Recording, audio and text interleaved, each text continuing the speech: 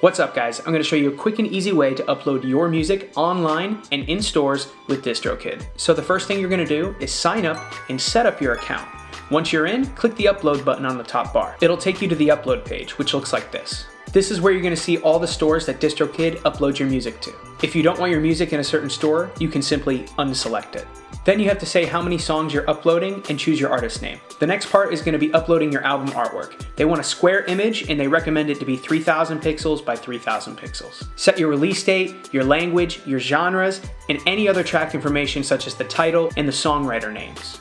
Then you have to upload your audio file. You can use an MP3, but they do prefer WAV. There's a few other options such as explicit lyrics or changing the track price in the stores, and you can change those as you need to. Down below we have the extras, which are the add-on features that DistroKid allows. You can check out more information on those from the blog on my website. I'll put the link down below. And the last thing you have to do is click any of the checkboxes that apply to you down at the bottom. Click the done button, and that's it. Your music is now submitted to stores. If you guys like this video, check out the link down below and you can get 7% off your first year's subscription with DistroKid.